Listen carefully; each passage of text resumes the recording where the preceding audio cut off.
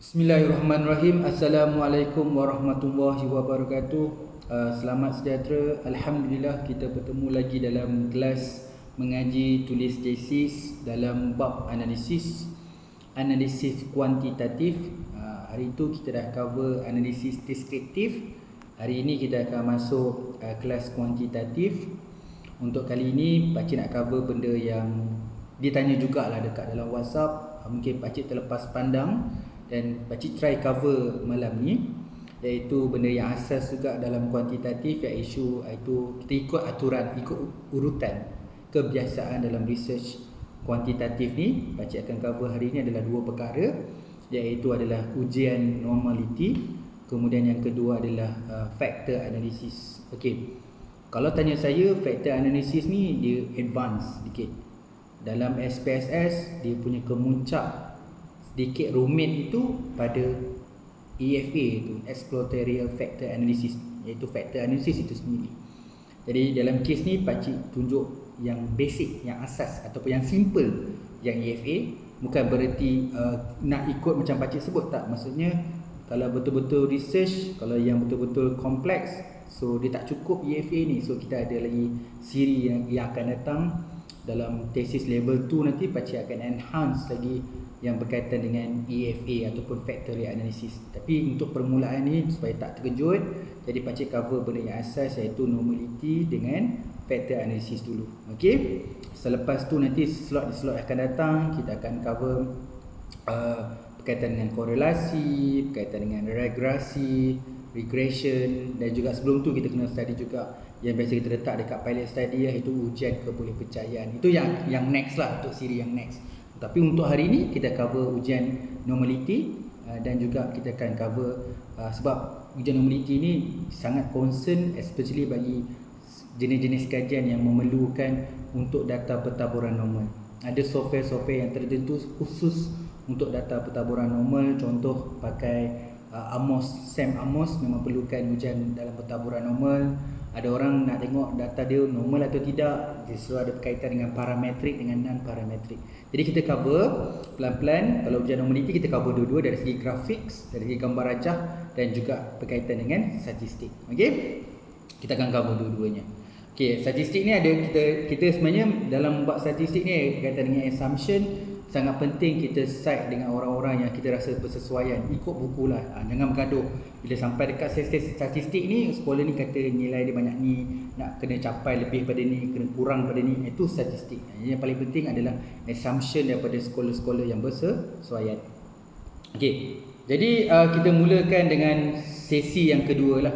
Sebab sesi yang pertama itu kita dah cover yang deskriptif. So yang sesi kedua ni kita masukkan normality dengan ujian analysis factors. Okey, nota pakcik ni adalah dia lebih kepada, kalau kita jumpa face to face secara fizikal, memang pakcik mengajar hands on. So paparan slide ni letak ditayangkan, jadi you all tahu step dia satu, nak buat apa, nak klik apa, nak kena buat apa. So pakcik akan berjalan dari meja ke meja, dari individu ke individu, nak tengok siapa yang dah dapat, siapa dah laju angkat tangan, saya check betul atau tidak, siapa yang sangkut beritahu. Okey, jadi itu seronoknya kalau face to face. Okey, tapi kalau kita dah time online ni, yang kelas pakcik lagi simple, kelas digital WhatsApp. So kita perlukan ada lanjutan lah. Tapi ada pro and con je lah, supaya kita yang mendengar ni, yang bersama-sama dengan pakcik, so mungkin journey kita ni berterusan, konsisten. Setiap hari kita berjumpa. Okay, lepas 3 bulan ni ada lagi 3 bulan, lepas 3 bulan 3. Jadi so kita continuous. Jadi kalau nak tanya balik pun boleh, tanya hal-hal yang level 1. So dalam tu kita macam berterusan lah. Jadi macam supervisor angkat dah. Okey, jadi dalam kes ni kita nak buat satu data pentaburan normal lah. Pakcik ada bagi satu kes kat sini. Kan kes lah contoh. Okey, very simple lah. Kadang-kadang actual kajian kita mungkin lebih pada ni. Okey, contoh di bawah menunjukkan bagi data 88 orang pelajar. Okey, tapi dalam research you all mungkin 388. Tu lah yang kajian lah. Ini pakcik nak bagi contoh je. Okey, jadi 88 pelajar yang baru menamatkan pengajian semester akhir di sebuah universiti. Okey, untuk penjelasan lagi sekali untuk kelas yang ni pun, kelas deskriptif, kelas normality, yang ni pakcik merujuk kepada buku yang UUM tu. Sebab kat situ ada data, jadi kita senang gunakan data tu untuk buat analisis. Itu contoh dia. Okey, seperti mana buku yang pakcik share kat WhatsApp tu, gambar cover dia, itulah buku yang pakcik refer. Okey. Semua responden adalah bekas pelajar sebuah politeknik yang memperolehi diploma masing-masing. Responden terdiri daripada 45 lelaki dan 43 perempuan. Okey, kalau buat research tak semestinya kadang-kadang kita kena 45 lelaki, 45 perempuan. Okey, memanglah kadang-kadang kita plan dia macam tu, tapi kadang-kadang ada yang tak lengkap, kadang-kadang kesukaran kat sekolah tu nak dapatkan yang ngam-ngam. Kalau dalam kes ni terbaliklah pula, biasanya ada masalah je lelaki nak cukupkan jumlah tu, dalam kes ni perempuan pula tak cukup. Okey, mungkin kat TVET dan sebagainya. Tak juga, TVET pun ramai perempuan juga. Okey, jadi saya ada bagi arahan kat sini. Arahan ni merujuk kepada database yang hari tu you download tu daripada UUM Press tu. Kat situ masih lagi pakai data yang tu. Okey, persoalan dia, adakah data ni bertaburan normal?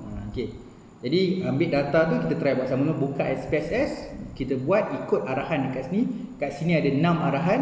Ikut arahan ni nanti you akan dapat result seperti mana dalam slide ni. Sebab tu kalau face to face dia okey. Nombor 1, macam ni lah. Click analyze, you pun click analyze. Klik deskriptif, pilih klik deskriptif. Lepas klik deskriptif, pilih explore. Jadi kita buat sama-sama lah. Jadi dalam kes ni kita tak mampu nak buat lah. So kat sini pun banyak slide dia. Banyak video untuk kita habiskan kelas analisis ni. Jadi tak mampu kita nak buat terlalu panjang. Okey, jadi kat sini bila tengok slide dengan bantuan video ni, you dapat satu idea permulaan. Kalau sangkut nanti kita bincang kat grup WhatsApp. Okey, klik analyze, dia ada 6 arahan. Klik analyze, klik deskriptif, klik explore. Kemudian masukkan data kat sini, baca bold ke warna biru, masukkan PMK ijazah dia ke dalam kotak dependent list. Jadi you masuk dia bila nak guna data-data ni, you kena masuk dekat box yang betul. So kat sini masukkan PMK ijazah dalam dependent list. Klik pada plot, sebab ni yang kita nak tengokkan data pertaburan normal tu dari segi gambar rajah. Yang ni yang kita kena klik. So klik pada plot, tandakan factor level together, you kena tick. Tandakan pada level together, steam and leaf, ni jadual yang kita nak tengok. Tandakan pada Instagram, kita nak tahu result Instagram. Kita letak normality plot sebab kita nak tahu QQ plot. So kat sini, so please tandakan factor pada level together, steam and leaf, Instagram, normality, plot for test, plot with test, sorry. Kemudian klik continue. Kemudian dalam kotak box tu, pastikan dalam kotak display, pastikan box diaktifkan, pastikan dia tick-kan box. Lepas tu klik options. Pada klik option tu, dalam kotak missing value, klik exclude case pairwise. Okay, dalam kotak missing values tu, klik exclude case pairwise. Klik continue. Sepanjang saya mengajar, kalau cohort 13 tu, yang paling efektif adalah kena ada pengawas. Pakcik lah pengawas tu. Jadi letak je slide kat depan, ikut aturan. Elok bawa otan sekali, siapa tak dapat, tak adalah, gurau je. Tapi konsep ni kita boleh monitor, tengok siapa yang dapat, tak dapat. Kat sini kita tengok teamwork orang sebelah, macam ni lah kau tertinggal yang ni. Itu seronoknya bila ngajar hands on dalam statistik contoh, ataupun analisis dalam penyelidikan. So bila kita dapat ikut 6 arahan ni, so dia akan keluarkan result. Okey, pakcik explain sikit. Kat sini namanya assumption. Kita bila nak tengok data pertaburan normal dengan tak normal ni, kita boleh tengok skewness dengan kurtosis. Statistik kita tengok dua. Dengan kita tengok hujang Kolmogorov dengan Shapiro tu. Yang ni kita tengok dulu skewness dengan kurtosis. Okey, nilai kepencongan skewness dan kepuncakan. Puncak tu kalau data pertaburan normal dia macam ni kan. Dia macam ni. Dia macam ni kan, data pertaburan normal. Macam ni, ada pada atas turun gini kan. Bukit tu. So yang kemuncak tu itu kurtosis. Kalau skewness tu dia skewed ke kanan, data taburan normal tu dia ke kanan atau ke kiri. Tu skew. Okey. So dalam dia punya formula tu plus minus 2. Okey. Kalau dalam statistik yang paling tepat figure dia adalah 1.96. Tapi kat sini kita pakai bundarkan jadi 2. Jadi dia plus minus dia 2. Julat yang data yang bertaburan normal. Jadi kita tengoklah output tu. Ada kat sini output dia. So kita tengok output tu adalah kat situ adalah kita data kita negatif 0.237. Kata dia kan plus minus, tak kisah positif atau negatif, tapi dalam range 2. So kat sini adalah dia punya minus 0.237. Maksud dia dalam range. Maksudnya data bertaburan normal. Okey, tengok juga satu lagi, tadi tengok skewness, tengok kurtosis. Kurtosis pun sama 0.071. Dalam julat tu juga terbukti data ni bertaburan normal. Jadi nilai kepencongan skewness tadi tu negatif 0.237 dan nilai kepuncakan tadi kurtosis 0.071 adalah nilai mean dalam median, maksudnya dalam julat adalah hampir sama, menunjukkan data dikatakan bertaburan normal. Itu kalau kita tengok skewness and kurtosis. Okey. Law yang kedua, okey, merujuk kepada assumption yang buku yang pakcik refer tu. Bagi ujian Kolmogorov, nama penuh dia, bagi ujian Kolmogorov-Smirnov dan ujian Shapiro-Wilk untuk sampel yang lebih besar iaitu melebihi 200. Dia ada scholar kata kena ada 100, kena ada yang kata 150, kalau nak artikel jenis kata 80. Kalau macam ni dalam buku ni dia advise nak baca Kolmogorov dengan Shapiro ni seelok-eloknya data tu kena data 200. Okey. Dia bagi assumption kat macam ni. Okey. Kalau nilai P dia, nilai signifikan kita, nilai P yang kita dapat tadi itu lebih besar daripada 0.05, berarti data itu bertaburan normal. Tapi nilai P kita dapat tu kurang daripada 0.05, dia kata tidak normal. Okey. Ada pula scholar yang tadi saya sebutkan data tu, bila kita nak tengok data Shapiro dengan Kolmogorov tu, ada yang advise ya sebenarnya bila nak buat ujian normality pun ada orang kata data simple, sampel yang kecil tu kadang tak sesuai nak tengok dan sebagainya. Tu logik juga sebab statistik yang bila lagi besar lagi accurate sebenarnya. Tapi dalam kes ni, dalam nak bila Shapiro dengan Kolmogorov tu, dia akan keluar dua data. Nak baca Kolmogorov ke nak baca Shapiro. Okey, dalam buku ni kalau data tu 200 ke atas, baca Kolmogorov. Baca Shapiro. Ujian Shapiro-Wilk. Tapi kalau baca Kolmogorov, kiranya kurang daripada 200. Adalah yang kata 150 dan sebagainya. Jadi bila nak baca Kolmogorov atau nak baca Shapiro-Wilk ni, menengok bilangan sampel dia. Jadi kat sini contohnya bagi ujian Kolmogorov-Smirnov dan ujian Shapiro-Wilk untuk sampel yang lebih besar lebih dari 200, ikut arahan ni kita boleh tengok nilai Kolmogorov dia adalah kat sini. Ujian Kolmogorov-Smirnov menunjukkan data bertaburan normal sebab kita dapat 0.2 nilai signifikan dia. Tapi kalau tengok Shapiro-Wilk pun okey juga. Dua-dua okey. Dalam kes ni dua-dua okey sebab dua-dua nilai, nak baca Kolmogorov ke nak baca Shapiro ke, kedua-duanya adalah menunjukkan nilai dia P dia lagi besar daripada 0.05. Pakcik ulang balik berterabur pakcik sebut tadi. Okey, macam ni. Kalau ikut buku ni dia kata kalau sampel lebih pada 200 kita boleh tengok Kolmogorov dan ataupun Shapiro. Okey, tapi data dia tadi, kita ingat data kita tadi 88. Jadi kalau data dia kurang daripada 200, better baca Kolmogorov. Kalau 200 ke atas, baca Shapiro-Wilk. Jadi memandangkan dia tadi pakai data dia tadi, sampel dia 88, so dia baca Kolmogorov. Okey. Ingat ada sekolah kata tengok dua-dua, ada tengok salah satu. Kadang-kadang ada nilai dia kena kurang 150, dalam kes ni 200. Kalau data tadi, sampel tadi 200, baca Shapiro. Apa yang pakcik sebut, kalau tengok dua-dua pun, dua-duanya maksudnya mematuhi bahawa data tu bertaburan normal. Kerana dua-dua nilai signifikan dia maksudnya lebih besar daripada 0.05. Tetapi dalam tesis, you kena decide assumption mana yang you ikut.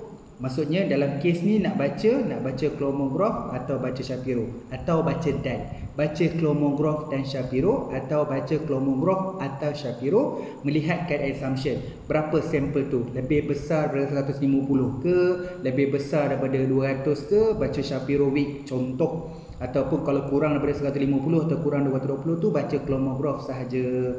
Yang ni you kena baca ikut bidang tertentu, bukan bidang tertentu, ikut kesesuaian bidang, amalan bidang tertentu. Biasa sekolah mana yang you cite. Okay, alright.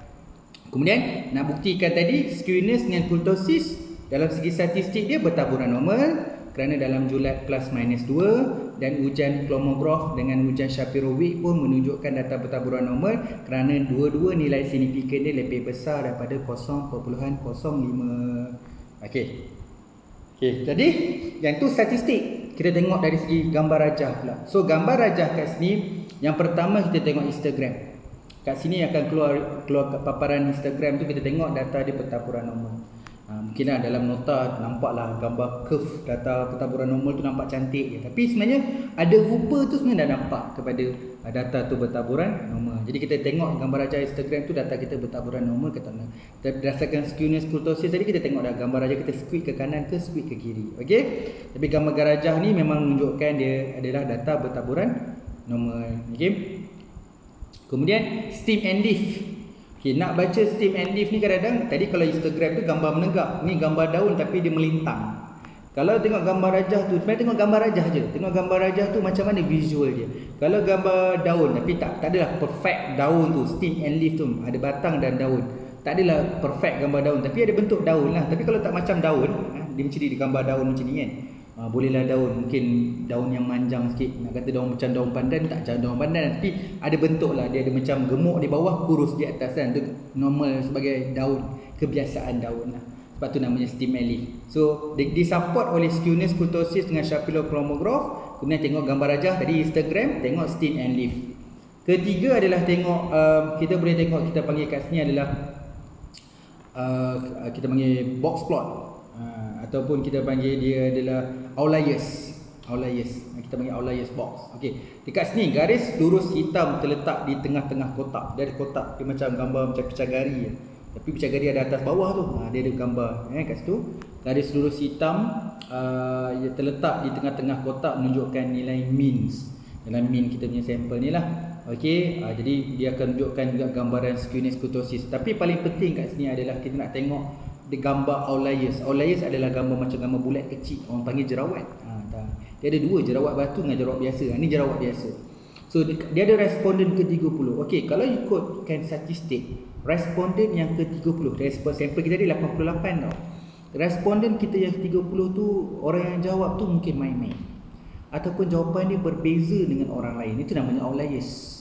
Jadi kalau orang tanya, bagus tak buat normality? Kelebihan tu yang saya lihat. Bila buat normality, kita boleh tengok sampel orang yang menjawab itu adalah rosak. Kita panggil sampel rosak. Kita boleh katakan sebagai sampel rosak di mana jawapan dia agak berbeza daripada orang lain.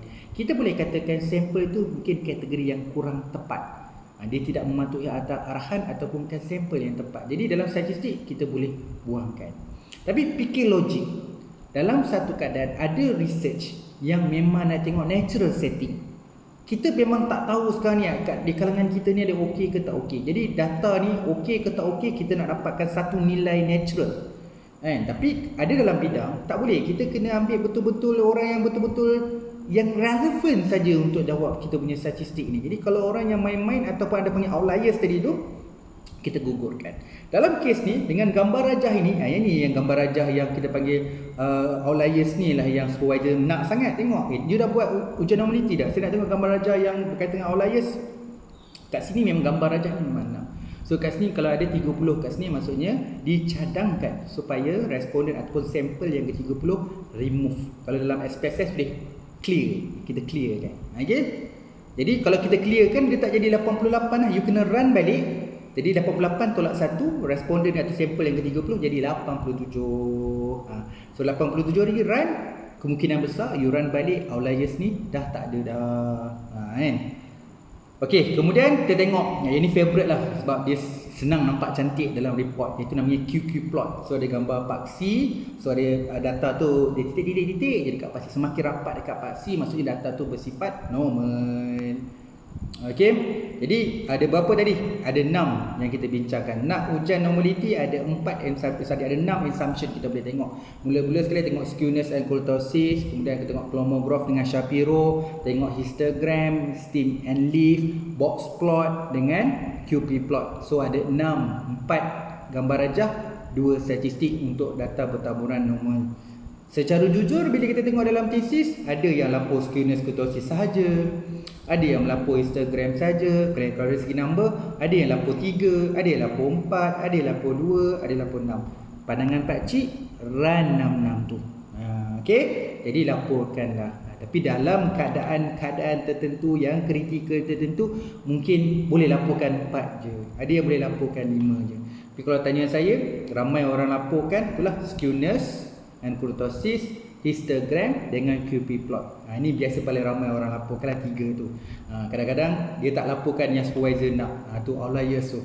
Outliers box tu. Tu ramai orang tak laporkan, takut. Padahal tapi sebenarnya panel dengan penilai akan tanya pasal outliers.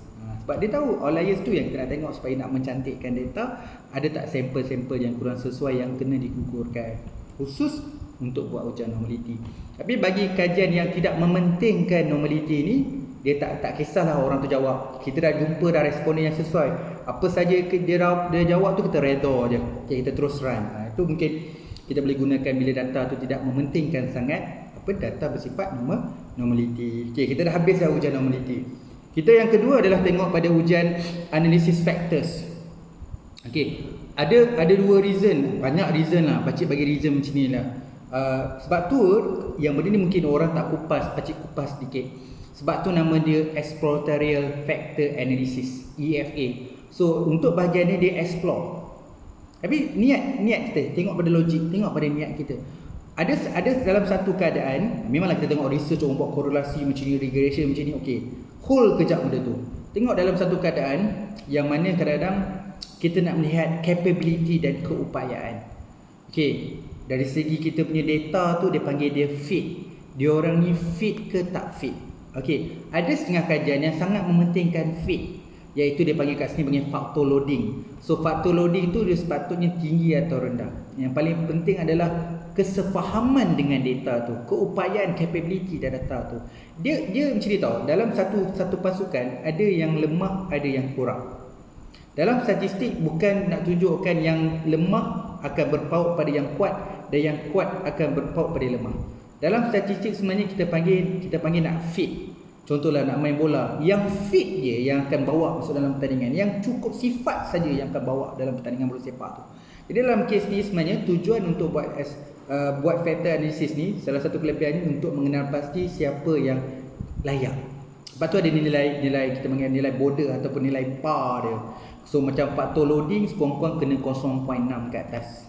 Bukan 0.7, bukan kata 0.8. Ada scholar melevelkan dia. Kalau 0.8 ke atas sangat baik, 0.7 ke atas baik. Kalau kata 0.6 tu sederhana, minimum requirement. Ada dalam bidang boleh accept 0.5, ada accept 0.4. 0.4 bidang kritikal macam medical. Jadi ikut scholar masing-masing, nilai faktor loading tu menggambarkan nilai fit. Yang kedua, ada setengah kajian tu mementingkan kajian kuantitatif actually-nya. Kalau nak buat instrumen, dia mementingkan kesepakatan. Kalau saya ada kawan 10 orang, saya nak bawa 4 orang. So 4 tu yang betul-betul kita ni balance. Maksudnya sama kuat, sama fit. Maksudnya sama-sama dekat-dekat je. Kalau 4 orang tu, antara 4 tu memang kita kata nak membezakan, tak ada yang dia ni sangat hebat, tak ada. Dia macam sama je, balance je. Jadi kita ada 10 tadi tu. Kita 10 tu kita kawan. Tapi dalam hal A tu perkara A lah. Dalam perkara A ni 4 ni aku ngam. Nanti mungkin dekat perkara B kita ada 10 orang kawan ni, kita tak boleh pakai 4 ni, mungkin 4 orang lain. Dalam situasi tu you kena faham dari segi logik dia. Justru tu bila buat EFA ni bukan sahaja nak tengok dia fit atau tak fit. Kadang-kadang dia akan menjadikan tidak sesuai soalan itu dalam kumpulan atau dalam konstruk itu kerana jawapan dia berbeza dengan item-item dia. Contoh lain dalam soal sidik, kalau kita buat soal sidik tu, kalau dalam satu factors tu 5 soalan, 5 ni kalau orang jawab nanti, kalau kita tengok kat pilot study atau kajian rincis, dia 5 ni jawapan dia perlu konsisten. Contoh dia kan, contoh je lah kan, kalau soalan ni nombor 1 ni orang akan tanda biasanya 4, lain sikit 3, 5, tapi average dia 4. Yang item nombor 2 pun cantik. Tiba-tiba item yang kelima ni dia macam ke laut sikit. Sekejap orang tanda 5, sekejap orang tanda 3, sekejap orang tanda 2, sekejap orang tanda 1. Yang kelima tadi ni, tugas pertama ujian normaliti tadi dah jalankan tugas dah. Mungkin terlepas. Bila buat dekat factor analysis, kat situ kita nampak dia sebenarnya dia sederhana, dia punya fit tadi, dia lepas lah kata sederhana. Tetapi bila kita run tadi, kita buat contoh rotated component matrix, dia pergi ke kumpulan lain. Dia pergi ke kumpulan sebab dia tak boleh dengan kawan dia 4 tadi. Sebab Sebab yang tadi item 1, 2, 3, 4, jadi dia memang kita sama ngam-ngam. Lebih kurang semua tanda 4. Item yang kelima ni macam dia jadi variance selalu tinggi. Sekejap 5, kejap 4, kejap 3, 2, 1 kalau dalam liket lah. So dia lebih sesuai pada kumpulan sebelah. Kumpulan sebelah semua unstable. Macam itulah. Jadi dia berpindah ke kumpulan sebelah. Jadi keadaan ni jadi macam dia tidak sesuai dalam kumpulan itu, sebab tu kita gugurkan. Itu tugas dalam factor analysis. Selain nak tentukan nilai dia fit, sesuai tak dia berada dalam kumpulan yang sama. Dia bagus. Dalam satu contoh yang kedua, data ni dia bagus. Orang tanda 5 je. Padahal dalam family dia tu yang lain tu, dalam kumpulan yang sama atau faktor yang sama tu, average dia 3, 4, 3, 4. Kat situ je average dia. Bila jawapan tu terlalu tinggi pun kena gugur. Jadi apa nak masuk kesimpulan kat sini? Kalau dia terpisah daripada konstruk atau kumpulan dia itu, iaitu jawapan dia mungkin terlalu tinggi, terlalu baik, dan mungkin terlalu rendah, terlalu lemah. Jadi tak boleh, dia tak boleh terlalu tinggi, dia tak boleh. Dia kena sepadan, dia kena ngam-ngam dalam kumpulan. Dia cantik, dia kena ngam-ngam, kena macam ni. Dia sepakat. Itu kalau nak buat factor analysis, biasanya tak semua research yang perlukan factor analysis ni assumption. Contoh korelasi perlukan factor analysis. Nak buat regression kena perlukan factor analysis. Jadi lagi kita akan buat nanti slot akan datang kita akan belajar korelasi dengan regresi. Tapi untuk dalam kes ni kita kena faham dua perkara. Kita dah belajar normality. Biasa kita kena buat ujian normality dulu. Lepas buat ujian normality baru buat factor analysis. Okey, lepas buat factor analysis baru kita buat ujian kebolehpercayaan. Sebab tu namanya validity and reliability. Orang tak ada bincang kebolehpercayaan dan kesahan. Orang akan bincang kesahan dan kebolehpercayaan. Okey, jadi kalau kita buat ujian kesahan dulu sampai habis, dah jumpa expert apa semua tu, dengan buat EFA ni last kali baru buat ujian kesahan, ujian kebolehpercayaan. Paling ramai orang buat tu lah yang Cronbach Alpha tu kan. Yang okey. Jadi kita fokus pada analisis factor. Minta maaf pakcik kena explain sikit introduction. Okey, ini pun ringkas sebenarnya. Tapi kalau pakcik ajar live tu memang penuh kat whiteboard tu, pakcik explain satu persatu lah. Sebab dalam kuantitatif ni, factor analysis ni yang benda yang kalau soalan viva sangkut kat sini lah. Sangkut kat sini lah. Okey. Tapi slide ni pakcik ambil yang basic je. Nanti level tu kita pergi yang kompleks. Okey, jadi kat sini analisis factor adalah satu statistik yang sesuai digunakan untuk statistik multivariates. Diguna untuk mengurangkan faktor. Tadi mengurangkan faktor. Bila dah kena buang, kurangkan faktor dan kurangkan item tempat dia. Dia boleh digunakan untuk mempengaruhi sesuatu formula ubah supaya menjadi berapa satu set formula ubah yang lebih kecil ataupun lebih fit. Jadi kat sini kelebihan dia, nama dia pun kalau analisis faktor dia, kalau dalam statistik dia namanya reduction factors ataupun reduction item. Kerja dia memang nak menggugurkan, maksud membuangkan item ataupun gugurkan factors. Okey, size sample. Kat sini dia kata dia ada beberapa assumptions, dia ada 4 assumption, tapi sebenarnya saya boleh rumuskan dia 2 je assumption. Yang pertama, data tu kena pertaburan normal, nombor 1. Okey, tak kisahlah dia kena kelineran, kenormalan, outliers, data terpencil. Tapi yang paling penting ujian normality lah. Jadi kalau kita dapat ujian normality tadi terbukti data normal, tu syarat nombor 1 dah lepas. Nombor 2 adalah size sample. Dicadangkan kalau siapa-siapa nak buat ujian korelasi ke, dalam satu formula ubah ataupun dalam satu faktor tu kena 5 item. Saya bahagian A saya ni leadership, pemimpin. Dalam kepimpinan ni ada 5 soalan. Okeylah. Tapi saya ada 3 soalan. Tapi ikut buku ni 3 soalan tak boleh. Ikut buku ni. Tapi kalau you baca buku lain, dia kata minimum 3. Tapi dalam buku ni kata minimum dia 5. Ikutlah mana-mana sekolah yang sesuai. Kalau tanya saya, itulah memang betul. Minimum adalah 3. Tapi takkanlah kita nak buat soalan 3 soalan je. Kan? Orang kata minimum 3, kita buat 3 soalan. Tak takut ke soalan tu kena gugur nanti? Sebab tu kalau takut orang kena gugurkan soalan itu, sebab tu ada orang katakan scholar, kalau saya pun saya cadangkan tak nak jadi soalan terlalu banyak. Tapi saya tak boleh katakan jadi sebagai fake. Tengok kajian, tengok bidang. Kalau tanya saya dari segi average, soalan adalah 5 ke 8. Bukan apa tak nak banyak sangat soalan, takut orang tak terjawab nanti. Tapi kalau ada satu bidang yang dia panggil instrumen yang dah valid, yang diambil atau dia beli daripada scholar yang tepat, kadang-kadang satu soalan tu kadang-kadang ada 30 soalan. Kena ikut lah. Memang dah 30 soalan kan. Jadi kita tak boleh simply buang soalan tu sebab dia akan macam rumah. Kita dah buangkan beberapa item, kita panggil buang tiang, roboh lah rumah tu. Jadi dia tak boleh. Kadang-kadang dah solid instrumen tu, kadang-kadang kita tak boleh simply buang soalan tu. Kalau nak buang, tanya pemilik teori tu, dia izin ke tak izin. Kalau tak izin, jangan.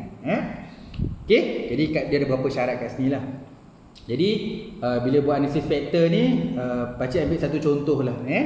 Contoh ni pun general je, saya ambil dekat buku tu. Dia kata dalam satu set mengandungi keputusan daripada pengumpulan data menggunakan soal sidik terhadap 85 orang isteri.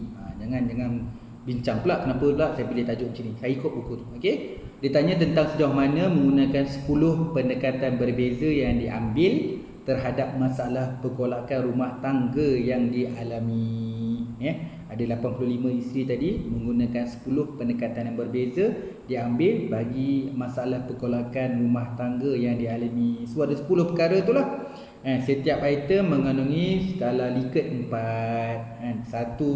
Skala Likert 1 tidak pernah mencuba. Nombor 4 tu sangat kerap mencuba. So ada 10 langkah tadi. Kalau tanda 1 bagi tak pernah mencuba. Kalau nombor bulat keempat paling sangat kerap digunakan. Jadi ada 10 item tu. Contohlah, saya membincangkan kekecewaan dan perasaan saya pada kawan terdekat. Kedua, saya cuba mencari cara terbaik menyelesaikan masalah rumah tangga. Ni selalu saya bincangkan kawan pasal cara terbaik.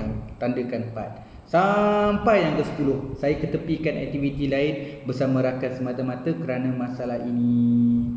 Kadang-kadang isteri-isteri ni ada persatuan kelab-kelab dia. Jadi dia ceritalah masalah-masalah pergolakan rumah tangga dengan kawan-kawan. Jadi ada 10 tadi masalah ni. So kalau bulat 4, paling kerap kita bincang dengan sahabat kita. Kita ada masalah keluarga, bincang dengan kawan baik kita ataupun jiran kita. So kalau yang ni selalu discuss dengan ni bulat 4 kan. Tengoklah, kalau tanya saya, dalam dia selagi dia bersifat positif, okey lah. Tapi kalau nak mengadu domba, mengaibkan keluarga, tak payah kan. So jadi isu lain pula kan. Contohnya benda yang positif. Contohnya kita ada masalah. Contohnya nak buat keputusan, kawan kita tu memang kerja dia bidang kereta. Kereta kita ada masalah. Tapi itu bukan pergolakan rumah tangga, itu masalah lain pula kan. Susah juga nak bincang ni. Tapi ni contoh sajalah. Ini contoh saja. Okey. Jadi ada arahan dia kan? Dia punya arahan dalam SPSS, klik analyze, klik dimension reduction, lepas tu klik factors, masukkan ke semua item tadi, ke semua item tadi, 10 item tadi kan, ke dalam kotak variable, klik extraction, tandakan pada screen and plot, pastikan correlation matrix dan eigenvalue over than 1 telah pun ditandakan. Yang ni pun kita akan bincangkan lebih detail. Nak setting boleh, tak nak setting pun boleh. Ada reason kenapa nak setting atau tak nak setting. Kalau you setting 1 jadi 1 lah, kalau setting 2 akan jadi 2. Klik continue, klik OK. Jadi kita dapat keputusan kat sini lah. Okay. Daripada 10 item tadi, sebenarnya kalau tengok total variance explain, total variance explain ni secara kumulatif dia, secara baik dia kena dapat 50%. Dalam kes ni 59. Maksudnya total variance dia okey lah, dia melebihi daripada 50%. Jadi total variance explain menjelaskan melebihi daripada 50%, itu 59.43%. Okey. Kemudian kita tengok juga analysis factors tu, kita boleh tengok kat sini dia punya result dia kan. Contoh eigen value dia dapat berapa. So kita boleh tengok pada output dia. Okey. Itu ada explanation kat sini. Kemudian kita boleh keluarkan gambar rajah eigen value dengan screen plot tu. Kita boleh tengok gambar rajah kat sini. So kalau kita buat rotated, dia ada kat sini. Okey. Kemudian kita nak buat rotated component matrix. So kita pergi langkah. Tadi langkah yang very basic je. Kita nak tengok total variance. So kita pergi yang langkah kedua, lebih extend. Dia masuknya lebih detail. Dia ada 8 cara. Masukkan mula-mula klik analyze, dimension, reduction factor, tu nombor 1. Nombor 2, klik extraction, klik extraction, kemudian tandakan screen plot dengan fixed number factors 2. Pastikan correlation matrix dah ditandakan. Lepas tu klik continue nombor 3. Klik 4, klik descriptive, kita pilih initial solution, KMO and bullet test. Ni syarat penting dalam factor analysis, KMO dengan bullet test. Jadi kita kena uji juga. Jadi ujian tu perlu dikaji untuk mematuhi ujian factor analysis. Jadi kita kena klikkan continue nombor 5, klik 6, kita pilih klik rotation sebab kita nak pastikan item tu masuk dalam kumpulan yang betul. So klik varimax rotation. Okey, kemudian klik continue, klik OK. Dan tu memang kena buat lah kan. Bila saya sebut ni kan mula apa dia lah yang baca saya sebut dalam video ni kan. Ini maksudnya step dalam SPSS. So si step dia 8 step yang kena ikut arahan. Klik tu, klik ni. So ada 8 arahan. So bila dah klik 8 arahan tu dapat keluar result. Yang tadi saya sebut kan, nak mematuhi ujian factor analysis tu kita boleh tengok ujian KMO dengan ballot test. So ballot test kena signifikan. Ujian KMO nama penuh dia Kaiser Meyer Olkin. So kena dapat 0.7 ke atas. Dalam kes ni nilai ballot test adalah significance. Dan kemudian kita punya nilai nilai KMO Kaiser Meyer Olkin tu melebihi 0.7. Jadi dia mematuhi lah. Maksudnya bila kalau kat sini tengok KMO dengan ballot test, cantik, data kita ni nak buat factor analysis. Tapi kalau tadi tengok nilai dia tak signifikan dan nilai KMO tak dapat 0.7, kita boleh katakan tadi gambaran awal bahawa data kita tadi tu ada masalah. Maksudnya nak buat factor analysis ni memang senang kita banyak sangat kena gugur, ataupun mungkin data kita tak sesuai buat factor analysis. Mungkin tak sesuai nak buat factor analysis. Apa reason dia? Tadi mungkin sampel terlalu kecil, tadi item kurang daripada 5 contohlah. Reason tu.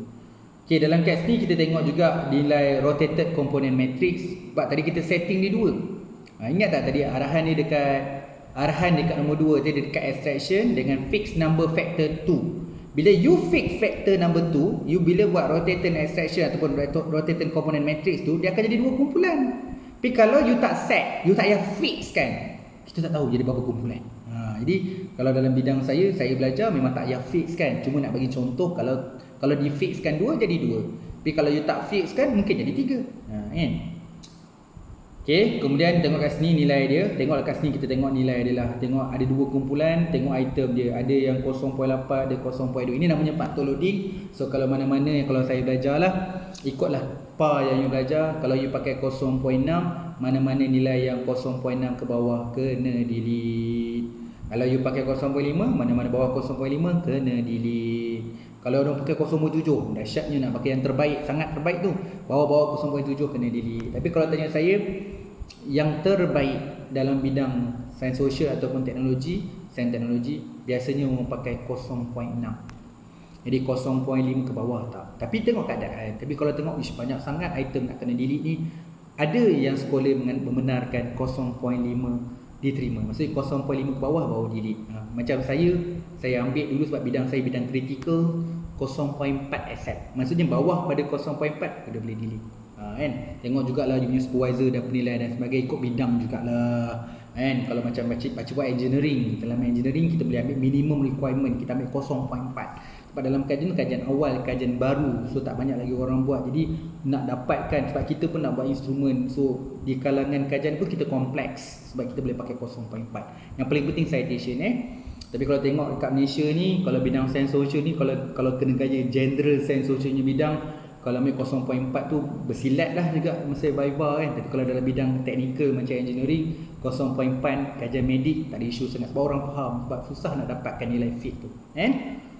Jadi kat sini bila pakai 2 tadi, dia punya total variance dia 49.2. Ini bila nak belajar factor analysis, ini yang you kena belajar. Bila total variance kita 49, maksudnya tak cukup 50, something wrong. Dia mesti 50. Sebab tu kena gugur. Sebab tu tengok item tadi tu, ada beberapa item. Tadi kan ada 10 kaedah tadi. Bila nak bincang pasal perbuatan tadi tu, ada soalan yang tak sesuai untuk tanya. Mungkin kita kata kat sini, mungkin bias soalan tu atau mengaibkan keluarga. Bila soalan ni, memang aku tak pernah bincang dengan kawan aku. Ini soal hal keluarga aku, takkan nak cerita dengan orang lain. Maksudnya ada item yang tidak sesuai, yang perlu digugurkan. Kalau you dah gugur tadi, total variance you akan lebih daripada 49, akan naik 51 ke, 52 ke, atau 50 ke. Itu tujuannya. Bagi nak dapatkan data tu mematuhi ujian dalam factor analysis, kadang-kadang kita kena lakukan delete atau gugurkan. Bila you gugur, nilai-nilai tertentu macam total variance akan naik. Itu secara asas. Dia banyak benda yang kena belajar dalam factor analysis ni. Memang kadang-kadang mau jumpa saya personally, nak jumpa factor analysis, masa jumpa tu dia kata nak ikhlas ke tak nak ikhlas. Ikhlas awal lagi, first step dah salah, cara you kau buat soalan salah, dari segi bilangan item salah, bagi dekat sampel yang kurang tepat. Tanyalah, habis tu macam mana pakcik dah hantar, dah submit apa semua tu. Data banyak tak? Data banyak, beratus-ratus. Sanggup tak nak delete? Sanggup. Kita buat cleaning data. Bila buat cleaning data dia banyaklah kena delete. Macam sanggup tak sanggup pula, tadi kata sanggup. Jadi bila dalam statistik sebenarnya kalau tanya saya, proses yang sangat tough bila nak belajar ni adalah proses membangunkan soal selidik, nak pemilihan item. Kalau dalam kes ni lah yang nak buat factor analysis ni. Sebab tu tengok punya kajian kalau buat eksperimental, sampel kecil kan. So bila dapat data, memang data berbeza. Bila buat eksperimen mestilah kita nak nampakkan improvement. Sebelum rendah, bila dah okey buat apa, bagi eksperimen data naik macam periksa kan. Sebelum buat eksperimen dapat B je. Bila dah masukkan eksperimen, masukkan modul ke contoh dia, so data tu meningkat, performance pelajar tu meningkat. Jadi data tu berbeza. Sebab tu eksperimen ni kadang-kadang memang kita kata eksperimen dalam kes-kes yang kita panggil sampel bebas, perlu juga ujian normaliti tu. Tapi dalam certain keadaan kalau sampel yang kecil, kadang-kadang dia tak perlu ada ujian normaliti, ada assumption dia. Jadi yang penting lah, eksperimen ada assumption dia, kajian survey ada assumption dia. Okey, itu saja perkongsian pakcik untuk membincangkan tentang berkaitan dengan normaliti. Kita ada 6 tadi, 2 statistik dan 4 gambar rajah, image. Kemudian kita bincangkan factor analysis tadi, kita baca KO, Hamilton test. Kemudian total variance kena 50%, factor loading kena 0.6 atau 0.5 atau 0.4, tengok assumption. So penting nak tengok data kita fit ataupun nak masuk dalam kumpulan yang betul. Kita pulang sama ada you nak fixkan factors tu ataupun biarkan natural. Kalau tanya saya memang suka kita panggil analisis data ni, nak tengok actual data tu macam mana, pakcik pakai natural. Tapi kadang-kadang dia kata saya dah set model saya ada 4 factor, dia fixkan 4. Terpulang kedua-duanya boleh diterima kadang-kadang sebab benda tu tak perlu dilaporkan dalam tesis, tapi dia memberi kesan kepada output yang kita akan dapat. Okey, itu saja. Mohon maaf atas kekurangan dan kesilapan. Kita bertemu lagi untuk video-video yang akan datang, untuk kelas-kelas yang akan datang. Terima kasih. Assalamualaikum.